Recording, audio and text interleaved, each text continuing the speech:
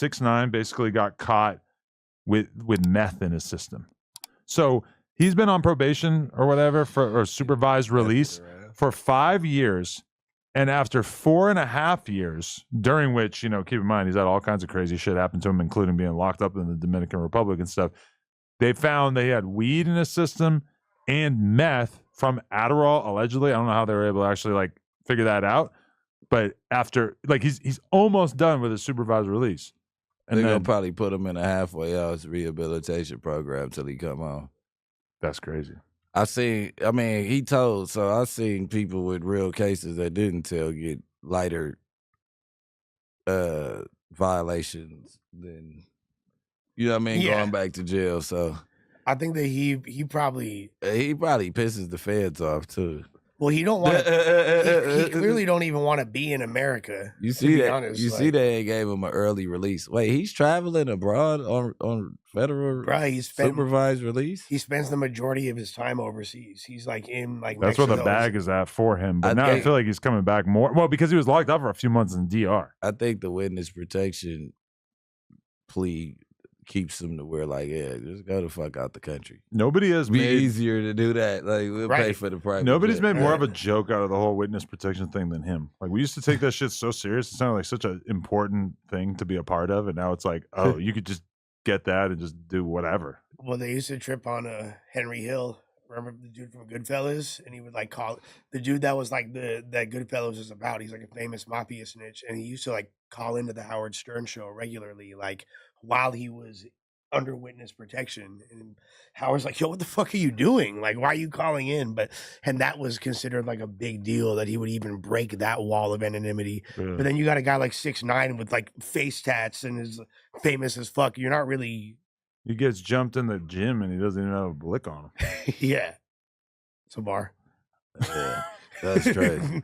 I wish I was a rapper back when that happened. I was about to say something, but then I almost leaked another tidbit? Me and Rad's favorite bar. Which one? The Only White Boy. See? I'm so happy for the run that we're about to do. I guess me and you are on both of the songs of the 3 that we're about to drop. Yeah. You're on one, and actually Trap is on all of them. Yeah. And Flacco's on one of them. Yeah. I think solid lineup. Yeah, I think that Frilla. Any song that we heard a beat to, I think we all put a verse. Pretty much. We've been in there though. To say that we haven't been handling business, we putting out way more music than, but everybody moves at the speed that I usually move, so it's kind of it's cool. And then you guys write, so you guys move faster once you get in the booth. I don't do nothing. I don't even think about that shit till I get right there. Really? Because I noticed that I'm way better. I've started to realize this. I'm way better if I sit there and brainstorm beforehand. And I also feel all right, I have a thing where if I sit down to write, I have to do it in the morning usually. I have to get on the computer or whatever, 10 in the morning once I've worked out, ate breakfast, got coffee, boom. Now I can write.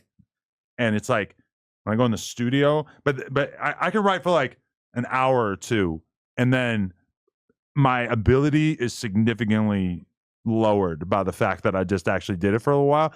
When I go in there, my first verse is always so easy, and I'm I work hella fast, and it's just the smoothest process. And then second verse, never mind third verse, way more difficult. My primary creative juices come out on that first explosion on the track. It'd be like that sometimes because it's your most unfiltered thoughts. That's what you've been saving up, and it just what I do, how you say I don't even think about the anything till I hit the booth.